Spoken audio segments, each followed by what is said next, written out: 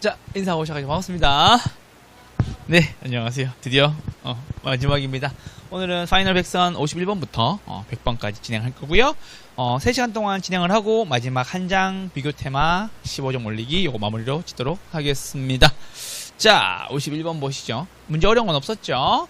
자, 3년 후에 1억을 되려면은 우리 이거를 1억을 나눠야 되겠죠? 그래서 1억 나누기 얼마 해야 되죠? 1.05에 몇 승?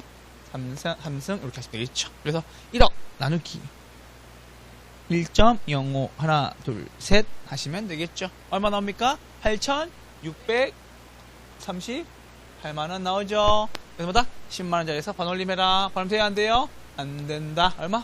8,600만원 되겠습니다. 답은 5번이었습니다. 요걸 왜 문제를 풀었냐면 요 문제는 항상 뭐다? 일시불에 현가계수 쓰는 거를 알아둬라 라는 이야기를 드린 겁니다. 아시겠죠? 요게 나중에 투자론에 가시면은 우리 뭐 내년에 돈 얼마, 내후년에 돈 얼마 요걸 언제로? 현재로 가져올 때 써야 되는 거니까는 여러분들이 돈을 미래로 보내는 건 익숙하지만 맞죠? 돈을 넣어서 1년 뒤에 얼마 받겠다라고 생각할 수가 있겠지만은 미래의 돈을 언제로? 현재로 가져오는 건 좀 어색하기 때문에 뭐다? 곱하는 것이 아니라 뭐라고? 나누는 것으로 일시불 현가계수를 구한다라는 걸 알고 계시면 됩니다. 51번이다. 몇 번? 5번이었습니다. 자, 52번입니다. 자, 투자의 현금 흐름에 관한 설명으로 옳은 것을 골라라 라고 나왔습니다. 현금 흐름은 크게 두 가지가 있죠. 첫 번째는 뭐다? 영업하는 동안에 영업 현금 흐름. 두 번째는 팔아먹었을 때 매각 현금 흐름. 맞죠? 영업 현금 흐름 몇 단계? 10단계. 첫 번째 뭐다? 가능 총소득. 빼기 공실 및 불량부채. 더하기 기타 소득. 하고 나니까 뭐 나오죠? 유효 총소득. 빼기 영업 경비. 맞죠? 순영업 소득. 부채 서비스액. 뭐다? 세전. 빼기 영업 소득세. 빼니까 뭐 나오죠? 세후가 나옵니다. 됐죠? 요렇게 해서 정리하시면 되겠습니다. 그래서 몇 단계? 10단계. 가공기, 유형순, 부세형세였습니다. 문이 잠겨가지고 그런 거예요. 가공기, 유형순, 부세형세였습니다. 영업경비와 영업소득세 가장 중요하고요. 맞죠? 포함 항목인지 불포함 항목인지 구분하셔야 되고 영업소득세는 계산 문제 나올 수도 있고 나누면 부채 감당률이고 돈 나가는 거 두 개를 더해서 유효총수 나누면 채무불 이행률인 거고 됐죠? 그걸로 계산하시면 되겠습니다.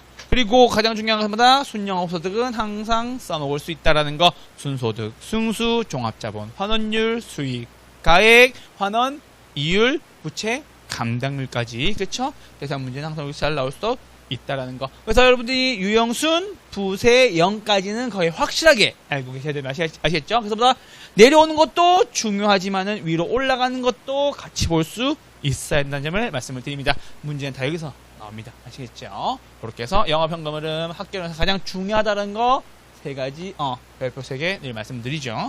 매각현금 흐름은 앞선 것보다 더 적게 나오기도 하고 좀 가벼운 내용이기도 합니다. 첫 번째 뭐다? 순, 미, 세, 자, 세입니다. 맞죠?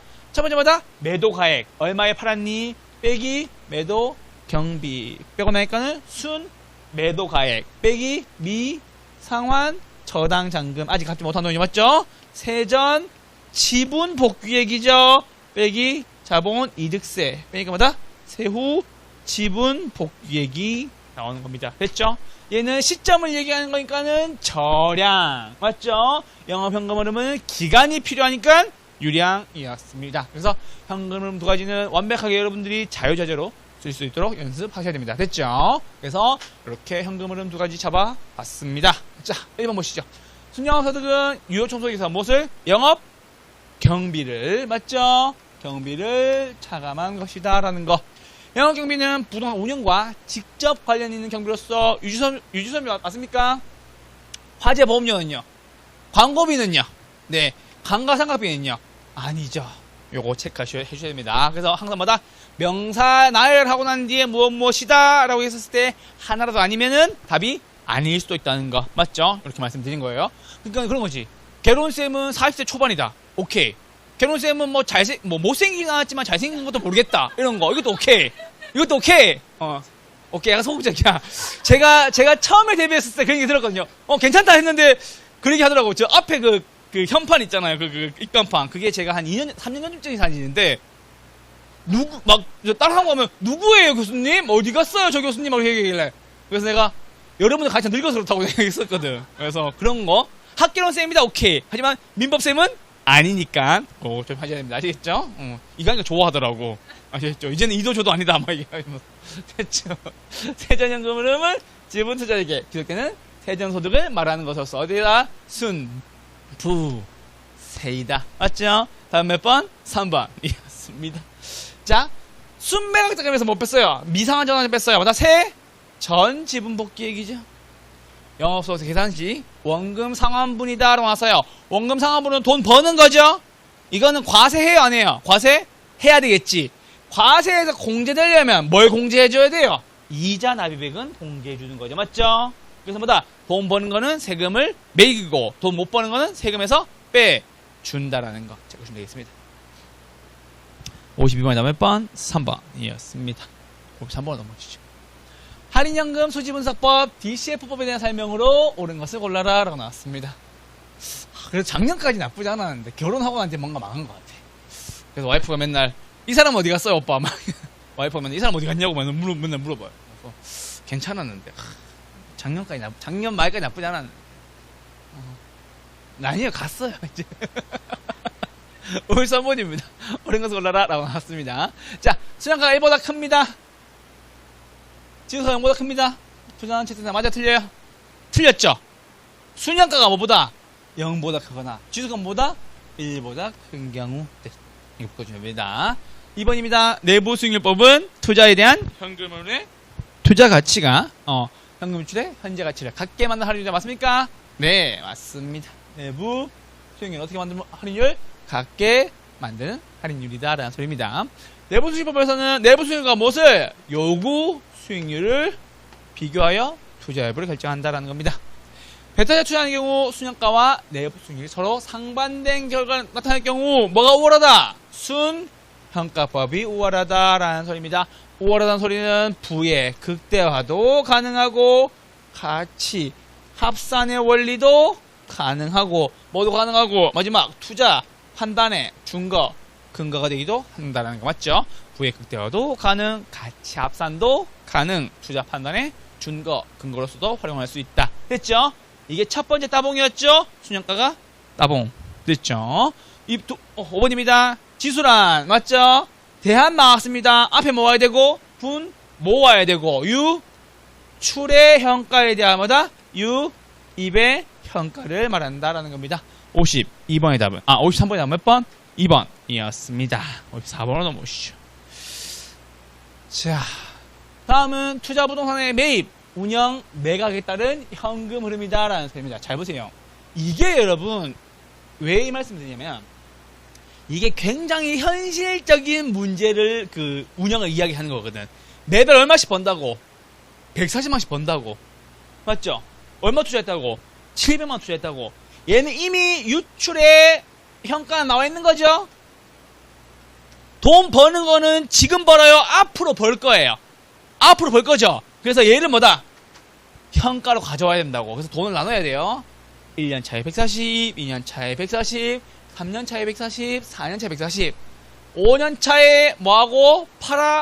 먹었던 소리죠? 뭐 받고? 월세까지는 받고, 맞죠? 그래서 뭐다? 140 플러스 1500 이렇게 된다. 맞죠? 그래서 뭐다? 140인 겁니다. 그럼 잘 보세요. 원래 140이 몇 개? 하나, 둘, 셋, 넷, 5개여가지고 140만원이 곱하기 5 하면 얼마가 돼야 돼요? 700만원이 돼야 되는데 얘는 1년 차에 140, 2년 차에 140 받다 보니까는 700만원은 숫자적인 의미이지 가치는 이게 아니죠. 맞죠? 그래서 이거를 곱하기 5를 하는 것이 아니라 무엇을 한다고? 기간이 5년짜리 연금의 현가계획을 써야 한다고. 맞죠? 왜? 매년 들어갔으니까 뭐다? 연금의 라는 소리입니다. 곱하기 얼마? 2.5 하시면 되겠죠. 아까가 750이 했으니까는 절반이니까 얼마? 350 나오겠네요. 됐죠? 그리고 얼마에 팔았다고? 1,500에 팔았다고. 이거 판 거는 5년 뒤에 1,500에 판 거니까는 얘도 언제로? 현재로 가지고 와야 되겠죠? 맞죠? 그때 뭐 쓴다? 일시불의 평가계수 써야 되겠죠. 맞죠? 그래서 얼마짜리인데? 1,500에 팔았는데 이거를 현재로 가지고 와보니까는 평가계수를 매겨서 0.5가 되는 거고. 맞죠? 1,500이 절반이니까 얼마? 750이 되겠지.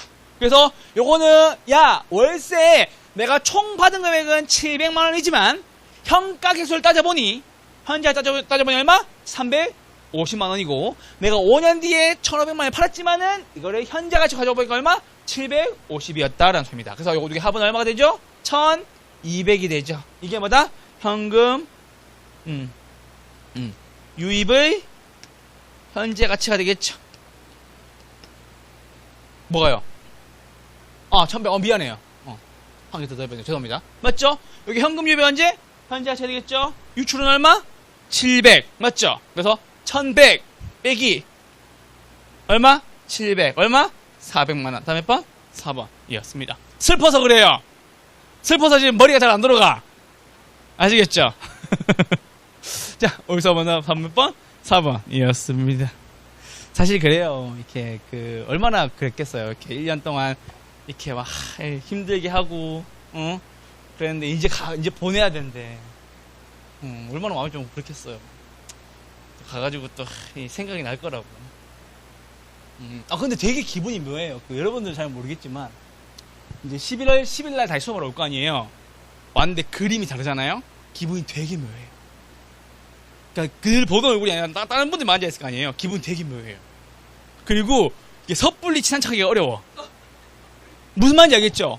막 개그를 던지면은 뭐야 쟤 이렇게 보고 있어요. 지금까지 우리 호흡 맞춰왔잖아. 그래서 이제 이거 하면 알잖아. 환자 위간 알잖아요. 중요조건 알잖아. 근데 처음에는 그거 할 수가 없다고. 우리 생각해봐요. 11월 12월에 막 내가 막 계산 문제 편하다 그러면은 쟤 뭐 헛소리 하는 거야 이런 표정 보내고 환자 위간할 때 미친놈인가 보다 막 생각하고 그랬을 거 아니에요. 그러니까 그런 어색함을 또 겪고 또 가야 되는 거야. 그래서 딱 이게 풍경이 달라졌잖아요. 기분이 되게 묘해요. 그런 게 있어. 사실은 했다는 분들하고 계속 하면 좋은데 또 그게 아니잖아. 빨리 보내야 되잖아. 그러니까 마음에 안 들어요. 됐죠? 54번에 몇 번? 4번이었고요. 자, 55번으로 넘어오시죠. 자, 이거 똑같은 문제예요. 자, 순양가를 골라라 라고 나왔습니다. 근데 잠깐만. 요 문제가 원래 기출 문제에서는 뭘 물어본 거였냐면 수익성 지수를 골라라 라는 문제였었어요. 자, 그럼 보세요. 수익성 지수는 유입을 유출 나누면 되죠. 유입이 얼마? 100일 때 유출 얼마? 80. 답 얼마? 1.25 이렇게 나왔단 문제. 이게 우리 기출 문제예요. 그래서 사람들이 처음에 놀랬다니까요. 이거를 다 풀어서 계산한 분도 있고 그냥 이걸로 푸신 분도 있는데 저희가 답을 이렇게 풀어주니까 뭐예요? 이러더라고. 근데 봐요. 잘 보세요. 자, 유출량이 50이래. 지수 얼마? 2. 맞죠? 몇 초 컷? 2초 컷. 2초. 보고 1.25 딱 찍었다 이거는. 그러니까는 이게 문제가 너무 쉬워서 이걸 바꾼 거예요. 그래서 기출 문제에서도 이렇게 푸신 분들이 있죠. 자, 1년차 유입은 얼마? 1,000만원. 일시평가계수 얼마? 0.95 곱하기 얼마? 1,000만원 하시면 되겠죠. 요거 950만원 나오겠네요. 맞죠? 일시평가계수 2년차 얼마? 0.9 곱하기 얼마? 1,200만원 하면 되겠죠. 요거 얼마 되죠? 1080 나오네요. 맞죠? 요거 두 개 하면 얼마? 2030 나오겠네요. 맞죠? 빼기 몇 프로? 80% 이렇게 하시면 되거든요. 이게 답이거든요. 그럼 뭐, 계산해 보세요. 2,030만원 빼기 얼마? 80% 얼마 나와요? 406만원. 다음 몇 번? 1번 끝. 됐죠. 이렇게 해주시면 되겠습니다. 그래서 원래는 이게 지수를 물어본 거라서 문제가 너무 쉬워가지고 바꿔온 거예요. 사실은. 그러니까는 지수를 구하라 라고 했었으면은 2030 나누기 얼마? 80% 해보면 되죠. 2030 곱하기 얼마? 80% 얼마 나옵니까? 1624 나오거든. 이렇게 풀어서 얼마? 1.25 낸 사람은 좀 늦는 거죠. 왜? 비율제는 나누기는 퍼센트로 나눠도 아무 문제가 없으니까요. 됐죠. 이렇게 보셨으면 좀 더 잘 풀었던 거 말씀을 드립니다. 그래서 이 문제 원래 수익성 지수를 물어보는 문제였었습니다. 다음 몇 번? 1번이었습니다. 자, 56번입니다. 어림셈법에 관한 설명어 틀린 것을 골라라 라고 나왔습니다. 자, 일반적으로 순소득 승수가 총소득 승수보다 크다. 자, 순서비 자르죠? 무엇을? 총 투자액을 무엇으로? 순소득으로 나눈 값. 총수 나누죠? 총 투자액을 무엇으로? 총소득으로 나눈 값. 분자가 똑같죠? 분모는 어디가 작아요? 순소득이 작죠? 분모가 작은 것마다 값이 더 크다 라는 의미가 되겠죠? 순소득 승수가 총소득 승수보다 일반적으로는 크다. 왜요? 영업경비는 반드시 존재하니까. 됐죠? 오케이. 자, 2번입니다. 순소득 승수법의 경우 승수값이 작을수록 맞죠? 자본 회수기랑 똑같은 말이죠? 길어요, 짧아요? 짧아진다.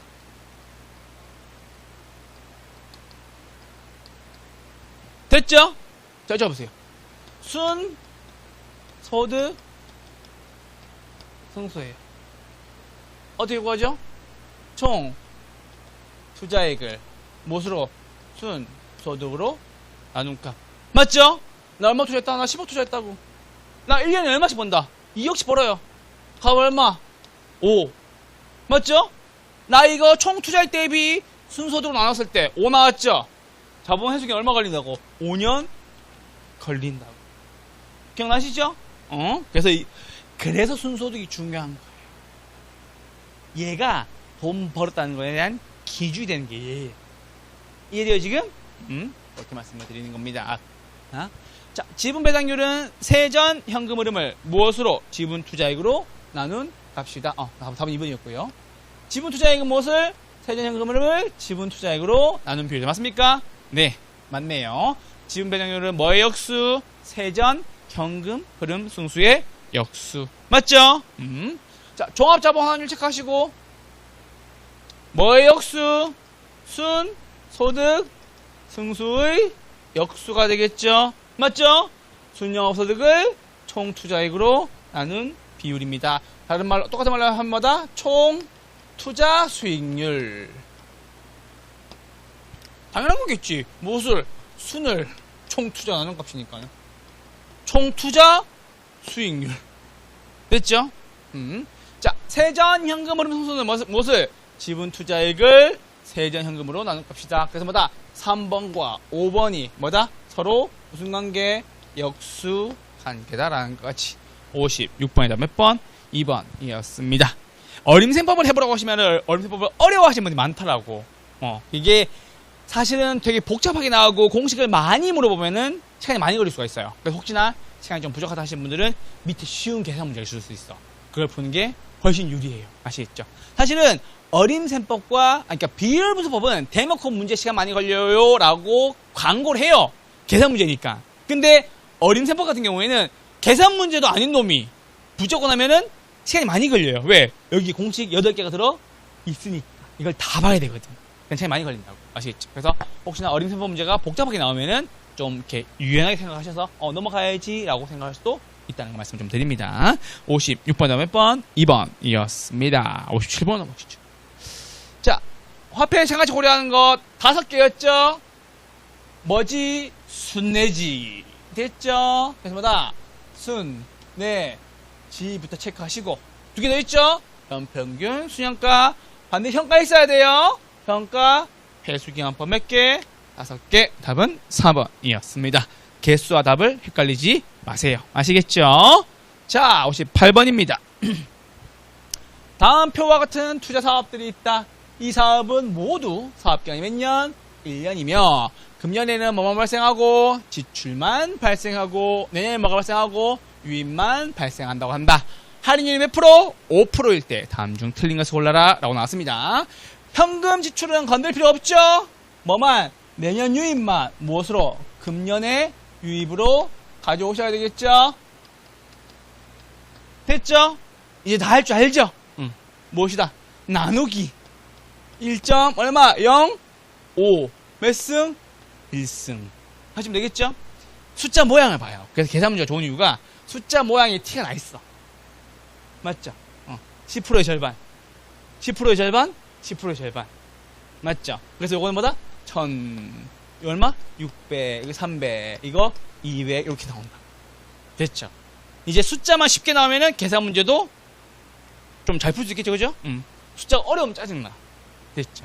막 550 나오고 550 나오고 이런 것도 맞죠? 힘든 거지. 550 나오면 이거 10% 되겠지. 10% 660, 330, 220 되겠지. 이런 느낌인 거예요. 아시겠죠? 그래서 뭐다? 유입에서 유출을 빼면 순양가죠. 자, 1000 빼기 500 얼마? 500.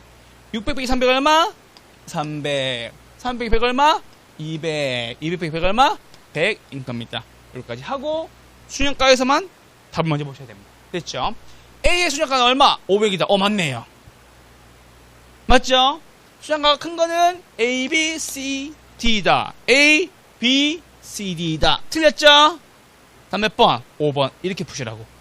됐죠? 그래서 출제위원들이 무슨 마음을 먹냐면 얘네들 뭘 하냐면요. 문제 풀어보는 위원들 좀 뽑아와요. 뽑아가지고 시간이 몇 분 걸리는지 체크를 해요. 그래서 만약에 이런 문제를 냈는데 이 문제 시간이 많이 걸리잖아요? 그러면은 답을 여기서 만들었다가 답을 바꿔버려요. 무슨 말인지 알겠죠? 자, 명분은 그거야.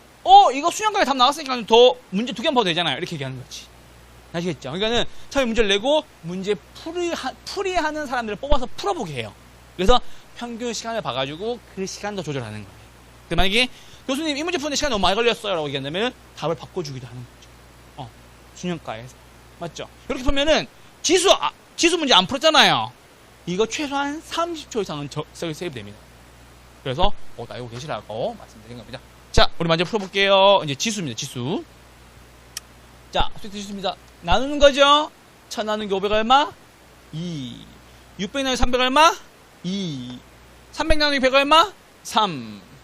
200 나누기 100 얼마? 2. 이렇게 되는 거죠. 맞죠? 2, 2, 3, 2이네요. 수익성 지수가 가장 큰 사업은 뭐다? C다. 맞네요. 3. A와 B의 지수는 같다. 2. D의 수익성 지수는 얼마? 2다. 오케이. 좋습니다. 58번에 다음 몇 번? 5번이었습니다. 자, 59번입니다. 투자 분석 기법에 관한 설명을 옳은 것을 골라라 라고 나왔습니다. 자, 부동산 투자 분석 기법은 우리 노래로 끝내는 거죠?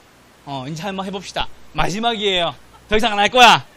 자, 손이가요, 손이가 할인, 현금, 수지법에 맞죠? 순, 내, 지 맞죠? 어림셈법에 승수법과 수익률법 맞죠? 마지막 6개 대, 부, 채, 총, 영 몇 가지? 6가지. 무슨 법? 비율 분석법. 요렇게까지. 됐죠? 계산 문제는 어디서만 나오고 DCF법에서만 나올 거고 맞죠? 항상 뭐다? 현금 유입을 언제도 현재로 가져오셔서 현재의 유출과 비교하시되 빼면 순영가, 같게 만들면 내부 수익률법, 나누면 수익성 지수법 맞죠? 그리고 2가지 어림셈법과 비율 분석법마다 공식 문제만 기억해 주시면 된다라는 거 됐죠? 그래서 뭐다? 승수법 4가지, 수익률법 몇 가지? 3가지 됐죠? 왜? 총자산 회전율은 여기서 빌려온 거니까 됐죠? 총소득승수역수는 총자산 회전율이니까 맞죠? 대부 비율은 LTV에 대한 이야기고 가치를 부채로 나눈 값이고 부채 비율은 부부지죠? 부채를 지분으로 나눈 값이고 부채 감당률은 순영업소득을 부채 서비스액으로 나눈 값이고 채무불 이행률은 맞죠? 돈 나가는 거 2개 영업경비와 부채 서비스액의 합을 뭘로? 유효총소득으로 나눈 값이고 총자산 회전율은 총소득승수의 역수로서 맞죠? 총소득을 총투자액으로 나눈 값이고 영업경비 비율은 영업경비를 총소득으로 나누되 가능인지 유효인지는 지문에서 준다라고 말씀을 드렸습니다. 됐죠? 그래서 이거마다 기법에 대한 이야기입니다. 됐죠? 자, 부채 감당률이 1보다 크다는 것은 순영업소득이 부채 서비스액을 상환하고도 뭐다? 남은 돈이 있다 없다? 있다라는 의미이다. 순영업소득 나누기 부채 서비스액이 뭐보다 1보다 크다는 것은 무엇이 순영업소득이 부채 서비스액보다 크다는 의미죠. 다음 몇 번? 1번이었습니다.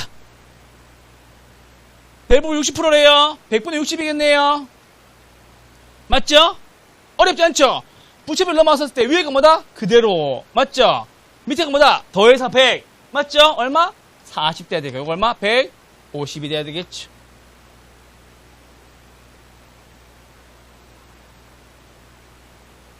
맞죠? 자, 대부 비율은 부채 비율에 대한 부동산의 가치다라는 겁니다. 이거 나 대안 나왔죠. 대안. 미안해요. 대안 나와서 앞에 뭐다? 가치에 대한 뭐다? 부채로 바꿔야 되겠죠. 맞죠? 대안 나왔으니까 뭐다? 분모 먼저 체크하시면 되겠습니다. 대부 비율이 커지면 제때가와 부채 비율이 커지며 맞죠? 돈 많이 빌리면 위험도 커지죠? 부채 비율도 커지고 제때가도 커지고 투자의 위험도 뭐다? 커진다라는 거. 대부 비율과 뭐다? 부채 비율의 합이 뭐가 돼야 되겠죠? 1이 돼야 되겠죠. 죄송해요.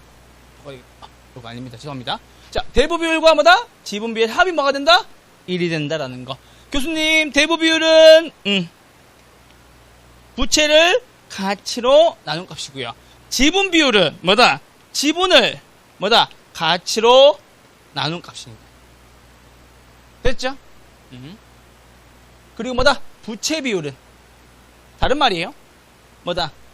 부채를 가치로 나눈 값이니까. 어떻게 달라요? 됐죠?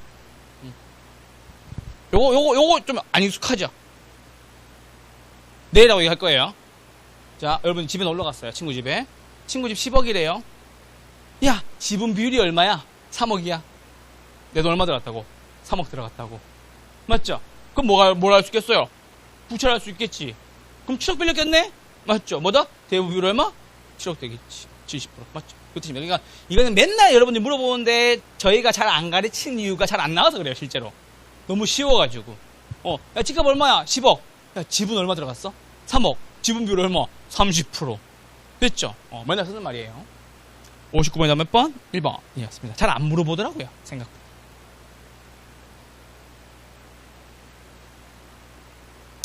자, 60번입니다. 다음 자료를 통해서 부채 감당률과 채무불 이행률을 구하여라 라고 나왔습니다.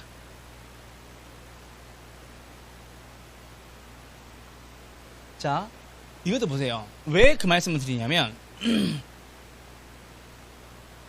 가공기 유형순 부세 형세를 위아래로 자유자재를 하잖아요. 그러면은 부채 감당률 답이 이거 두 개 보고 보여야 돼요. 됐어요? 자, 보세요. 유, 영, 순, 부, 세 이렇게 나오겠죠. 맞죠?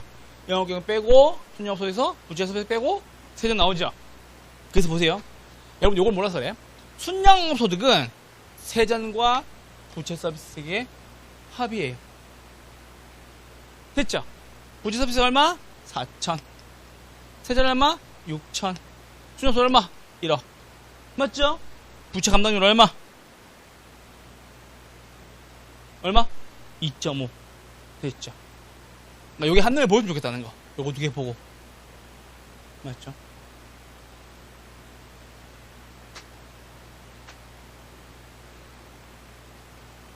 되셨죠?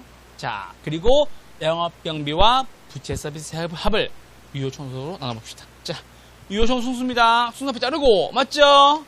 위에 뭐고? 총 투자액고, 밑에 뭐고? 유효 총소득고. 총투자액 얼마? 10억. 유효청소 얼마? 2억. 유효청소 얼마? 2억. 영업경비 얼마? 1억. 됐죠? 오케이? 자, 부채 서비스과 무엇이다? 영업경비 합을 뭘로? 유효청소로 나눈가. 맞죠? 1억 4천이네요. 맞죠? 4천 더하기 1억이니까. 뭘로 나온다? 2억으로 나눈다. 얼마? 0.7 이렇게 하시면 됩니다. 다음 몇 번? 3번. 이었습니다. 참고로 60번 지금 보니까 되게 쉬워 보이죠? 여러분들 옛날에 제가 2월, 3월에 가르칠 때 손도 못 대던 거, 그쵸? 무슨 말이야? 했던 거, 그죠? 이제 보니까 어때요? 되게 쉽죠? 그리고 제가 말씀드렸잖아요. 3, 4월 달에. 나중에 공부하다 보면 계산 문제가 훨씬 더 편할 거라고. 맞죠? 공부하면 할수록 이론 문제는 자꾸 산으로 가는 경우가 있는데 계산 문제는 풀면 풀수록 실력이 늘어요. 그게 좋은 거야. 아시겠죠? 꼭 그 말씀 드리는 거예요. 60번에 다음 몇 번? 3번이었습니다. 자, 61번입니다. 부동산 투자 분석 기법에 대한 설명으로 틀린 것을 골라라 라고 나왔습니다. 자, 1번 화폐의 시가가치를 고려하는 거에는 순, 네, 지가 있다. 맞나요? 네. 순환가법에서는 재투자율로 뭐다? 요구 수익률을 사용하고 내부 수익률법에서는 내부 수익률을 사용한다라는 거. 채무불이행률은 영업경비와 부채 서비스 합을 유효청소로 나눈 값이다. 좋습니다. 부채 감당률은 순영업소득을 부채 서비스액으로 나눈 값이다. 세전 현금 수지 승수 역수마다 지분 배당률이고 여기 맞아요. 순속 승수 역수마다 총 자산 회전율이다. 맞아 틀려요? 틀렸죠. 뭐다? 총 소득 승수의 역수마다 총 자산 회전율이다. 맞죠? 혹은 이걸 바꾸고 싶으시면은 이걸 바꿉시다. 이게 더 자주 나오니까 순속 승수 역수마다 종합 자본 환원율이다. 됐죠? 종합 자본 환원이다라는 겁니다. 됐죠? 61번 다 몇 번? 5번이었습니다. 61번 문제를 왜 5번의 마지막 뒷지문에 답을 줬냐면 시간을 끌기 위함이었던 거예요. 됐죠? 읽으시면서 응? 오케이. 응? 오케이. 응? 오케이.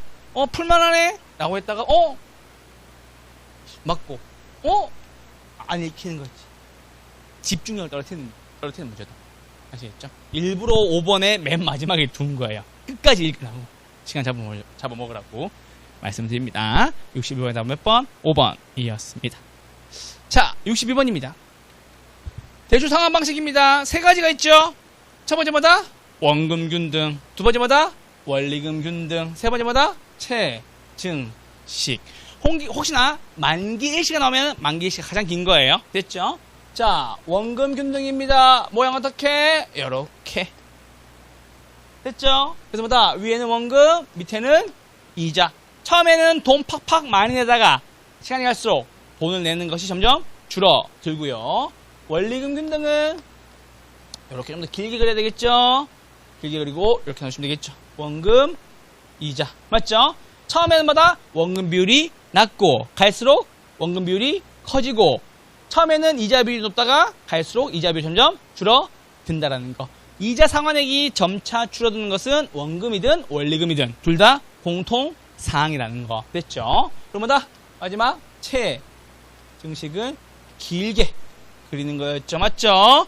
그래서 처음에 뭐가 생기고 부에 상환이 생길 수도 있다라는 거. 요것도 역시 원금과 이자를 둘 다 동시에 갚아나가는 겁니다. 됐죠? 그래서 원금 등은 절반 지나면 50% 갚고 원리금 등은 3분의 2 지나면 50% 갚는다라는 까지. 그리고 계산 문제 같은 경우에는 원금 균등은 뭐 구하기가 쉽다? 원금 구하기가 쉽고 이자 구하는 거 연습하셔라 라고 말씀드렸죠. 그리고 요거 두 개 합이 뭐가 되고 원리금이 되고. 됐죠? 두 번째 원리금 균등은 뭐 구하기가 쉽고 원리금 구하기가 쉽고. 맞죠? 원금 구하는 거 곱하기 계속하는 거 맞죠? 전회차 곱하기 1 플러스 R, 전회차 곱하기 1 플러스 R 했던 거. 그리고 거기에다가 무엇을 원리금에다가 원금 빼면 이자 나온다는 거. 대신에 둘 다의 공통점은 뭐라고? 1회차 이자는 뭐라고? 원금 대출액 곱하기 뭐다고? 이자 율이었던 거. 요게 중요한 거고. 됐죠? 요거 알고 계시면 되는 거. 그래서 계산 문제까지 정리 한 번을 드렸습니다. 자, 보시죠. 점증식 상환 방식의 경우 장래 소득이 뭐다? 점차 늘어날 것으로 예상하는 차입자에게 적합하다. 맞습니까? 네. 원리금 균등의 경우 매기 상환하는 이자액이 감소하는 반면 나온 손은 끝났죠. 왜? 둘 다 공통점이다라고 얘기해야 되는데 반면 나왔으니까 얘는 중간도 나와야 되겠지. 맞아, 틀려요? 틀렸다. 뭐다? 둘 다 감소한다라는 거. 됐죠? 대출기간 만료 시 원리금 상환액은 원금 균등, 원리금 균등, 채증식 중에서 뭐가 가장 크다? 채증식 상환 방식이 가장 크다. 왜? 기간이 가장 기니까. 원리금 균등 상환 방식의 경우 매기 상환하는 원금액이 점차 증가한다. 오케이.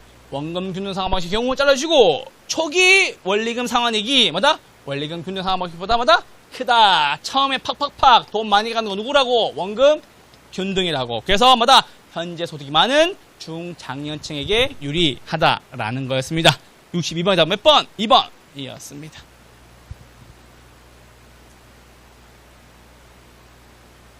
자, 63번 넘어오시죠. A는 주택 구입을 위해 연초에 6억 원을 대출받았다. A가 받은 대출 조건이 다음과 같을 때 대출 금리와 16회차에 상환할 원리금을 구하여라 라고 나왔습니다. 자, 개론쌤은 이걸 딱 보자마자 16회차라고? 맞죠? 원금 균등이겠어요? 원리금 균등이겠어요? 원금 균등이겠지. 그쵸? 맞죠? 그 말씀 드린 거예요. 그래서 첫 번째 확인해야 될 것은 뭐다? 그럼에도 불구하고 확인해야 돼요. 원리금 상환 조건 뭐다? 원금 균등이다. 아시겠죠? 이거 동그라미 하는 거 아니에요. 큰일 나요. 아시겠죠? 너 깜짝 놀랐어요. 교수님 이거 안 풀려요 말이더라고. 이거 동그라미 치시고 어떻게 푸는 거지? 16회차면은 15번을 곱해야 되나? 막 이러고 있더라고. 난리 나는 거야. 아시겠죠? 상환 조건인 거고 상환 방식을 보라고. 상환 방식 아시겠죠? 미치겠어요 진짜. 요즘에 이제 좀 안다고 있잖아요. 별의별 신기한 질문이 다 들어와요. 이게 모를 때는 듣기만 했는데 아니까 이제 뭔가 좀 풀려고 하잖아요. 풀다 보니까 막 신기한 질문 다 들어와요. 여기 체크하고 막 어떻게 고민해. 저당상수가 없대. 당연히 없겠지. 저당상수 당연히 없어요. 맞죠? 깜짝 놀랐어요 저는. 그래가지고 미치겠어 진짜. 자, 원금 균등이죠? 맞죠? 첫 번째 뭐 구한다고? 원금 구한다고. 원금은 기간 옆에다 하시면 되겠죠? 얼마 빌렸다? 6억 빌렸다. 나누기 얼마? 30년. 얼마? 2천만원 되겠습니다. 됐죠? 근데 이자율을 안 주죠 지금. 이자율을 안 주면은 문제 힌트는 1회차에 있어요. 됐죠? 그래서 얼마? 1회차는 2천만원 더하기 얼마? 2,400만원으로 되어 있겠죠? 2천만원 얼마다? 원금. 2,400만원 얼마다? 이자. 근데 1회차 이자잖아. 끝났네요. 6억 곱하기 얼마? 네모가 얼마 나왔다? 2,400만원 나왔다. 6, 4, 24. 오케이. 됐죠? 그러한 뒤에 16회차에 상환하여야 할 원리금이다. 어우. 됐죠? 어우. 이게 만약에 여러분들 원리금 균등 난리 나요. 맞죠? 15번 곱해야 돼. 맞죠? 그래서 원리금 균등 항상 마다 많이 나와봐야 3회차, 4회차에. 아직 기출문제는 3회차까지밖에 안 나왔었어요. 저희가 4회차 내봤거든요? 4회차 내니까 그것도 힘들어. 풀어보기 힘들더라고. 그래서 마다 16회차 맞죠? 그럼 얼마? 6억. 빼기. 맞죠? 얼마 갚아요? 2천만원. 곱하기 얼마? 15. 요게 첫 번째죠? 두 번째. 곱하기 얼마? 4%. 요게 세 번째. 됐죠? 대출 원금. 빼기. 상환 원금. 곱하기. n-1에 곱하기 얼마? 이자율이었다라는 소리입니다. 됐죠? 그래서 얼마? 회차 마이너스 1이니까 요거 체크 하나 하시고요. 요거 3억이죠? 6억 빼기 3억 얼마? 3억. 3, 4 얼마? 1,200만원. 답이 없네요. 원리금이니까 2,000 더하기 얼마? 1,200만원. 답은 얼마? 3번이었습니다. 됐죠? 그러니까 되게 쉬운 게 뭐냐면요. 자, 잘 보세요. 이거 하나만 드릴게요. 원금균도 나오면은 항상 대출 금액으로 시작하시면 돼요. 그게 쉬워요. 됐죠? 대출 금액 나누기 기간. 대출 금액 빼기 상환 원금 구한 거잖아. 맞죠? 구한 곱하기 회차 마이너스 1에 이자율. 이렇게 시작하면 된다고. 그러니까는 이게 왜 중요하냐면 여러분 그럴 때 있잖아. 이게 영어식 표현도 있어요. 제가 물어봤을 때 교수님 그건데 하는 경우가 많잖아요. 그걸 영어로 팁 오브 텅이라 그래요. 혀끝이라는 표현을 쓰거든요. 영어에서도. 근데 그거를 탁 얘기해주면은 사람들이 쭉 얘기한다고. 처음에 봐봐요. 우리 여러분들 영어 현금 흐름 뭐예요? 라고 했었을 때 몰라요? 이러고 있었단 말이야. 근데 내가 가공기 하면 유영순 부생사는 것처럼 원금 균등 상환 문제 나오면은 뭘로 시작하라고? 대출액으로 시작하시라고. 이건 구할 수 있잖아요. 이자 구하는 게 헷갈리잖아 늘. 뭘로 시작하라고? 대출액으로 시작하시라고. 얼마 빌렸다고? 6억 빌렸다고. 빼기 원금. 다 원금이잖아. 대출 원금, 상환 원금. 맞죠? 곱하기 얼마? 회차 마이너스 1. 곱하기 얼마? 이자율. 이렇게 하시면 잘 보일 거라고. 아시겠죠? 말씀을 드립니다. 자, 64번입니다. 지분금융에 해당하는 거 골라라 라고 나왔습니다. 지분금융 몇 가지? 5가지. 맞죠? 신, 조리, 증권. 내 거 팔아서 손말에 하는 거죠? 지난주에 이제 여러분들 모르시겠지만 유명한 아저씨예요. 경기도권에서 되게 유명한 아저씨예요. 경기도권에서 되게 유명한 아저씨. 제가 호흡 안 맞게 이럴 거예요 지금? 누구 얘기하겠어요? 딴 교수님 얘기 내가 그 화연이 형 빼고 얘기 안 해요. 화연이 형 빼고 딴 사람 얘기 안 하잖아. 맞죠? 형 보고 있나? 화연이 형 빼고 얘기 안 해요. 근데 경기도에서 좀 유명해요. 아무튼 끝나고 알려드릴게요. 좀 유명한 아저씨인데 이거 이제 프린트 카페라고 알죠, 여러분들? 왜 프린트 하는 거 집에 프린터가 없어가지고 이제 프린터로 갔는데 이제 뽑아서 비 오는 날이었는데 이렇게 프린터를 이렇게 감싸고 나왔는데 갑자기 멀리서 교수님 신조리 증판 이러는 거예요 갑자기.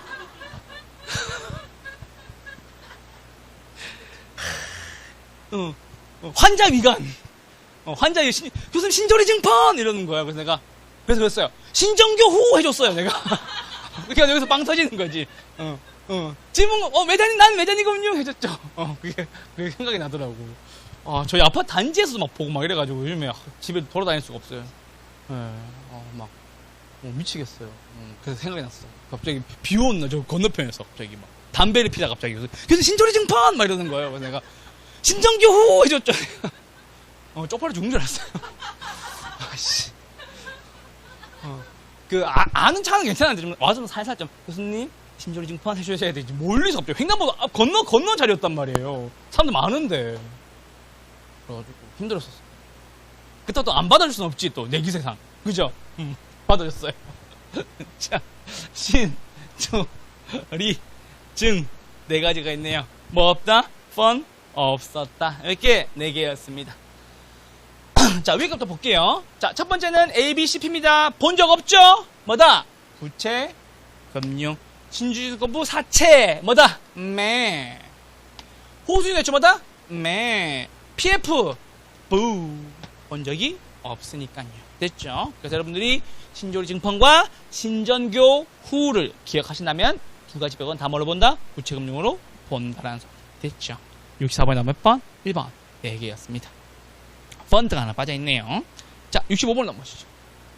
부동산의 저당의 상환 방법에 대한 설명을 옳은 것을 골라라 라고 나왔습니다. 돈 갚는 거예요. 대출금리가 고정금리일 때 대출 시점의 예상 인플레이션보다 실제 인플레이션이 높으면 대출 기간은 뭐다? 손해예요, 이익이에요? 손해이고, 맞죠? 누구는? 차입자는 이익이다라는 거. 됐죠? 그래서 여러분들 말씀드리잖아요. 우리 그때 코로나 때 금리 한창 낮을 때 그때 뭐가 있었냐면은 고정금리 대출 받을 수 있는 분들은 무조건 받았어요. 우리 3, 4년 전쯤에 금리가 막 2.8%막 있던 적이 있었어요. 가산 합쳐도. 그때 고정금리 빌리신 분들은 지금 대박이에요. 그 집값이 올랐던 거예요. 최근에 집값이 왜 오른 줄 알아요? 금리가 떨어질 것 같거든요. 조만간. 거의 100%예요. 이번 주 목요일인가 미국에서 그 소비자 물가지수 발표가 되면은 아마 11월 달쯤 되면은 금리가 또 떨어질 거예요. 그러면은 한국은행에서 압박감을 계속 느끼게 되겠죠. 그래서 금리가 떨어지면은 집값은 무조건. 얘기 잠깐 해볼까요? 최근에 10월 25일 날 부동산 대책 나왔죠? 그거 뭐 하는 건 줄 알아요? 여기 집 사라고 알려준 거예요. 여기 집 사라고 알려준 거예요. 그러니까 서울 같은 경우는 다 묶을 필요 없는데 다 묶어버렸죠. 저희 동네 집값 해봤자 뭐 얼마 한다고. 뭐 5억도 안 하는데도 막 수두룩한데 다 묶어버린 거예요. 그럼 어떻게 되겠어요? 여기 집값 오른다는 소리예요. 여기 집값 오른다는 소리예요. 근데 그게 지금 서울 25개구 다 묶었고요. 경기도가 12개 묶었거든요. 집값 튀는 거죠. 어디겠어요? 그 옆에 있는 거. 동탄 화성 집값 납니다. 동탄 화성 집값 납니다 지금. 그럼 잘 보세요. 딱 떨어졌어. 그럼 뭐 해야 되겠어요? 동탄 화성 가야 되는 거예요. 임장활동하러. 맞죠? 집값이 어떻게 변하는지 맞죠? 우리 세종시에서 할 거예요? 전국에서 할 거예요? 전국에서 다 해야 될 거 아니에요? 맞죠? 말씀드리는 거예요. 뻔한 거 아니겠어요? 이거 정부가 집값 못 잡는다고 발표한 거예요. 제가 볼 때는. 그럼 어떻게 되겠어요? 지금 광명도 묶었으니까 어디? 금천 시흥 쪽에 당연히 올라갈 거고 저희 동네 지금 집값이 뭐 그래서 하더라고요. 그 바람에 뭐 되겠어요? 또 정가시키겠지. 전세가 올라가고 월세 올라가고. 왜? 집을 못 사니까. 갭 투자가 안 되니까. 맞죠? 집값 올라가겠죠. 어떻게 되겠어요? 다 정가시켜 버리겠지. 딱 그겁니다. 그래서 내가 오호 그러면서 기회인데 생각하고 있었죠. 좀만 기다려봐요. 이제 여러분들 이제 원래 따고 1년 동안 이제 데이터를 수집해야 되는 거야. 그런 게 필요해요. 물건 모으고. 그래서 경기가 안 좋을 때 뭐가 좋냐면 물건을 잘 줘요. 경기 좋잖아요? 좋은 물건 절대 공유 안 해줘요. 경기가 안 좋잖아요? 그러면은 좀 아깝지만 해볼래? 라고 주는 경우가 있어요. 그게 되게 좋은 찬스인 거야.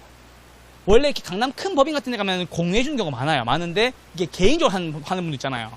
막 전화했는데 막 안녕하세요. 뭐 어디 부동산이죠? 라고 얘기하면은 혹시 물건 있어요? 라고 얘기하면은 대부분 다 아니요 그런 거 없어요. 라고 끊어버려요. 근데 경기가 안 좋잖아요? 그러면은 끊고 나는데 전화가 온다고. 혹시 물건 나왔는데, 그러니까 바로는 안 주지. 근데 끊고 난 뒤에 요 물건 나왔는데 혹시 좀 손님 있어요? 붙여볼래요? 라고 얘기한다고. 그럼 그때 얘기하는 거지. 경기가 안 좋으면 물건 공유가 잘 돼요. 그때 많이 벌어놓는 거지. 아시겠죠? 되게 중요해요. 자, 2번입니다. 변동금 대출을 실행한 대출기간마다 금리가 올라가면 차입자의 조기 상환으로 인한 위험성이 커진다. 금리가 뭐다? 떨어져야 되겠죠. 시장이자율이 지속적으로 올라갈 경우 차입자는 고정금리를 이용하는 것이 변동금리를 이용하는 것보다 채무 위험도가 커진다. 맞아, 틀려요? 틀렸죠? 뭐다? 변동금리를 이용하는 죄송해요. 맞죠? 차입자마다 변동금리를 잠깐만. 다 선만 맞죠, 이거? 아닌데? 잠깐만요. 시장이자율이 지속적으로 상승한 경우에 마다 차입자는 고정금리를 이용하는 것이 변동금리를 이용하는 것보다 채무 불이행 위험도가 커진다. 아니죠, 뭐다? 변동금리를 이용하는 것이 맞죠? 변동금리를 이용하는 것이 뭐다? 고정금리를 이용하는 것보다 채무 불이행이 커진다. 뭐다? 변동이자율은 뭐다? 채무 불이행 위험이 커질 수가 있다. 왜? 금리가 오르기 때문에. 맞죠? 최근의 추세를 얘기하는 거죠. 코로나 때 변동금리로 2%대 빌린 분들 어떻게 되겠어요? 지금 난리 난 거죠. 맞죠? 금리 5%대니까는. 답은 몇 번? 답은 4번이었습니다.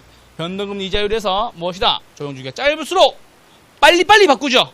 이자율 변동의 위험을 누구에게서? 대출자가 누구한테? 차입자에게서 더 전가된다라는 겁니다. 사실은 저는 개인적으로 만약에 이 질문에 대해서 태클을 걸려고 하면 태클을 걸 수 있을 것 같아요. 왜냐하면 앞에 단서가 하나 더 있어야 돼요. 금리 상승 시기라는 말이 있어야 돼요. 정확히 말하면 보세요. 금리 상승 시기에 변동금리 이자율에서 조정주기가 짧을수록 이자율 변동의 위험은 대출자에게서 차입자에게로 전가된다. 이게 맞는 거예요. 금리 하락하면요. 맞죠? 답이 달라질 수가 있다. 근데 이거를 이의 신청했는데 안 받아주더라고. 그래서 이렇게 일단은 원래 이게 앞에 금리 상승 시기라는 말이 있어야 돼요. 정확히 말하면 금리 하락 시기에는 바꿔줄 거냐고. 안 바꿔줘요. 여러분 그거 아세요? 금리가 떨어지면 금리 인하 요구 청권을 내야 바꿔줘요. 금리 상승 시기는요. 문점 하나고 끝이에요. 알고 계시죠? 그렇더라고. 앞에 원래는 단서가 있어야 돼요. 근데 이걸 안 받아주더라고. 그들이. 그래서 일단은 요건 일단 맞는 걸로 보셔야 됩니다. 시장 이자율이 올라가는 경우 아니죠? 시장 이자율을 맞하고 하락하는 경우 차입자는 조기 상환하고 재융자하는 것이 유리하다라는 소리입니다. 65번에 다음 몇 번? 4번이었습니다. 66번입니다. 저당 담보부 증권에 관한 설명으로 틀린 것을 골라라 라고 나왔습니다. 일반적으로 CMO의 경우 조기 상환 위험은 누가? 투자자가 부담한다. 맞습니까? 네. 자, 조기 상환 위험은 무엇을 가져갔으니까는? 원리금 취권. 맞죠? 원리금 취권을 가져갔으니까는 뭘 떠안는 거예요? 조기 상환 위험을 떠안는 거죠? 저발 1, 2가 되는 거니까. CMO는 상환 우선순위와 만기가들은 다른 다수의 층으로 구성된 증권으로서 장기 투자자들은 뭐 할 수 있다? 콜방어를 실현시킬 수 있다라는 거. 맞죠? 3번 MBB의 투자자는 증권 발행의 조기 상환에 대한 콜방어가 불가능하고 신용 보강을 위한 초과 담보가 불필요하다. 맞아요? 틀려요? 틀려요. 어디 틀렸어요? 콜방어가 뭐라고? 가능하고 뭐도? 초과 담보도 있고. 다음 몇 번? 3번. 이해했습니다. 자, 요건 여러분들 제가 아무리 설명해 드려도 이걸 이길 수가 없죠. TS, BB, T, B. 맞죠? 그래서 앞에 거는 MPTB. 이거 뭐다? MBB. 이거 뭐다? MPTB. TS니까는 책임자 다 누구? 투자자. 맞죠? 콜방어도 안 되고 초과담보도 없다라는 거. 맞죠? MBB니까 다 누구? 발행자. 콜방어도 되고 초과담보도 있어야 된다. T 하나, B 하나죠?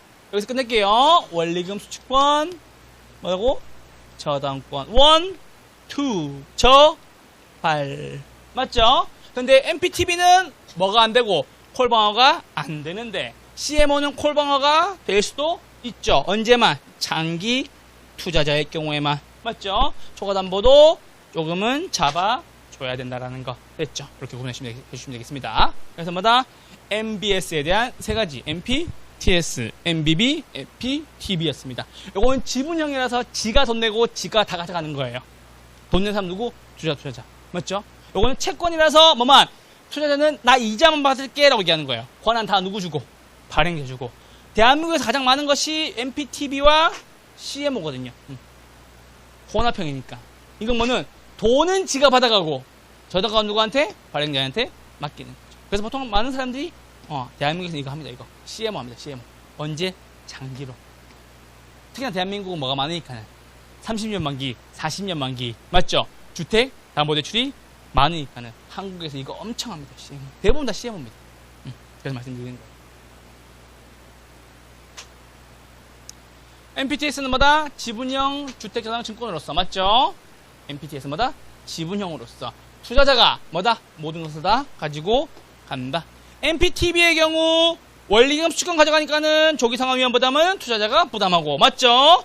저당권은 누구? 발행자가 가지고 간다라는 거 됐죠? 66번에다 몇 번? 3번이었습니다. 자, 67번을 넘어오시죠. 여기까지 풀고 오실 거예요. 자, 봐봐. 되게 쉽다고. 힌트를 너무 많이 준다고. 자, 몇 회차? 3회차 상환할 원금을 구하여라. 원금이겠어요? 원리금이겠어요? 원리금. 맞죠? 힌트가 하나 더 있죠? 저당 상수 끝. 자, 아까 우리 원금 균등은 바로 구했는 반면 원리금은 모양 그리셔야 되겠죠? 얼마? 원금, 이자, 월, 리, 금 1회차 2회차 3회차 됐죠? 원리금은 한 방에 다 걸 수 있겠네요. 얼마 빌렸다고? 4억 빌렸다고. 저당소득 얼마? 0.09 49 36 3,600 세 가지 됐죠? 자, 두 번째 얼마 빌렸다고? 4억 빌렸다고. 맞죠? 뭐는 안 나와 있다? 이자가 안 나와 있네요. 그러니까 뭐 줘야 되는 거예요? 무조건 1회차 줘야 되는 거예요. 이자율이 안 나와 있으면 1회차 뭐라도 나와 있어야 돼요. 이게 공통점이에요. 자, 그래서 보세요. 원금 얼마 냈다고? 1,000만 원 냈다고. 됐죠? 이자 얼마 냈다고? 2,600만 원 냈다고. 아까 기억나시죠? 얼마 빌렸다고? 4억. 곱하기 얼마? 네모. 했더니 얼마? 2,600만 원. 맞죠? 46에 24. 45, 20. 몇 프로? 6.5% 이렇게 푸시라고. 됐죠? 그리고 이거 하나 보세요. 요거랑 힌트. 자, 요건 지금 4억 곱하기 얼마? 0.09 한 거죠. 이 9%죠. 이 6.5%죠. 빼면 얼마 나와요? 2.5% 나오죠. 9% 빼기 얼마? 6.5% 얼마? 2.5%. 그럼 4억 곱하기 얼마? 2.5%가 얼마? 1,000만 원이 되겠네요. 됐죠? 기억나시죠? 대출액 곱하기 저당 항소에서 이자를 빼면 뭐가 나온다고? 원금액이 나온다고. 자, 3회차 상환할 원금이니까는 우리 노가다 몇 번? 노가다 2번 하면 되겠네요. 맞죠? 곱하기 얼마? 1.065의 1승. 맞죠? 이건 걸 필요 없죠? 1,065만 원 되겠지. 됐죠? 곱하기 한 번 더 얼마? 1.065의 1승. 됐죠? 이거 한번 해야 되겠네요. 1,000만 원 곱하기 얼마? 1.065 곱하기 1.065 두 번 하면 되겠네요. 얼마 나온다고? 1,134만 2,250원 1,134만 2,250원 나온다고. 뭐다? 1,000단위에서 절사해라 잘라라. 맞죠? 얼마? 1,134만원이었습니다. 몇 번? 2번이었습니다. 됐죠? 이렇게까지 하고 저희는 잠깐 쉬었다가 68번부터 볼게요. 쓰실 분은 쓰세요.